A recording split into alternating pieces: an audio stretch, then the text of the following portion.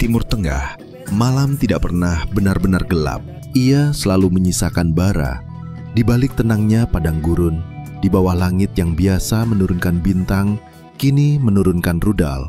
Dan malam itu, sejarah bergetar. Iran menyerang Israel, bukan lagi dalam bentuk retorika keras dari mimbar politik, bukan lagi hanya gertakan diplomatik atau manuver intelijen di balik layar. Ini serangan terbuka, serangan yang nyata, serangan yang membuat langit Israel mendadak merah dan dunia terdiam.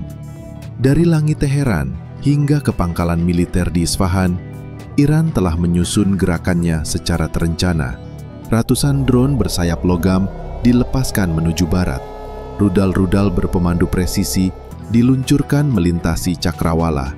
Targetnya jelas, jantung kekuatan militer Israel.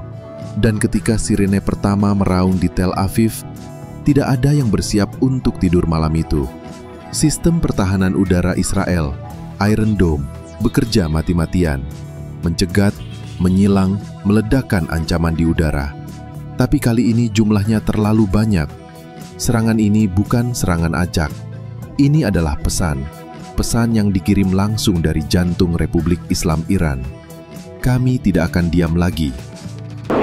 Selama puluhan tahun, Iran dan Israel hidup dalam bayang-bayang permusuhan. Tapi bayang-bayang itu kini menampakkan bentuk. Iran menuduh Israel sebagai penjajah, sebagai pemantik utama dari berbagai konflik di Timur Tengah.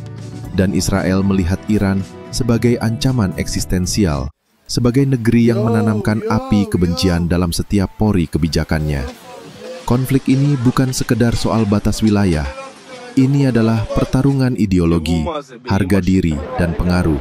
Dan di tengahnya berdiri Palestina, tanah yang terus menjerit dalam diam, tubuh yang terus terbakar oleh api perang yang tak kunjung padam. Setiap kali Gaza digempur, setiap kali Rafah diratakan, setiap kali anak-anak ditemukan tertimbun reruntuhan, amarah itu tumbuh, tak hanya di hati rakyat Palestina, tapi juga di hati bangsa-bangsa yang merasa suara mereka diabaikan oleh sistem dunia yang berat sebelah. Iran dalam narasinya mengambil posisi itu sebagai perisai, sebagai pembalas, sebagai pengingat bahwa darah tak akan tumpah tanpa akibat. Dan malam itu akibatnya tiba. Israel, negara yang dibentuk dari puing luka Perang Dunia Kedua, kini melihat dirinya berada dalam posisi bertahan.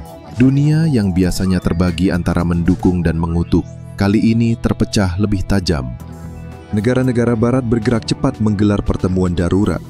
Armada kapal perang dikerahkan. Embargo, ancaman sanksi, dan retorika keras bermunculan. Tapi, bagi rakyat di medan nyata, semua itu terlambat. Mereka yang tinggal di bunker tak butuh pidato. Mereka yang kehilangan rumah tak butuh pernyataan media. Mereka hanya ingin hidup, dan itulah yang dirampas oleh para pembuat keputusan di ruang-ruang yang ber-AC. Di media sosial, ledakan lebih cepat menyebar dibandingkan pernyataan resmi. Video rudal yang menghantam, drone yang menukik, suara ledakan, dan jeritan anak-anak. Semua viral dalam hitungan detik. Dunia maya berubah menjadi medan pertempuran baru, di mana narasi dan kebenaran saling bertabrakan, dan setiap klik menjadi bagian dari perang yang tak terlihat. Kemarahan membara dari berbagai belahan dunia. Hashtag dibanjiri dukungan, kutukan, dan air mata digital. Namun, di balik itu semua, pertanyaan utama tetap menggantung di udara. Kemana semua ini akan berakhir? Apakah ini hanya awal dari perang regional berskala penuh? Apakah ini akan memicu keterlibatan langsung Amerika Serikat? Apakah sekutu Iran seperti Hizbullah, Houthi, dan kelompok milisi Syiah lainnya akan masuk ke dalam gelanggang? Dan jika iya, apakah kita sedang melihat pemantik dari Perang Dunia Baru? Di tengah semua itu, satu kenyataan menyakitkan tak bisa disangkal. Yang selalu kalah adalah rakyat. Bukan jenderal, bukan menteri, bukan pemilik industri senjata, tapi petani, perawat anak-anak sekolah, dan para orang tua yang tidak pernah meminta perang. Iran menyerang Israel, sebuah kalimat pendek yang kini memicu getaran di seluruh dunia. Tapi di baliknya, tersimpan sejarah panjang, amarah yang tertimbun, dan masa depan yang kini tergantung pada benang paling rapuh. Langit Timur Tengah kembali terbakar dan dunia untuk sesaat berhenti bernapas.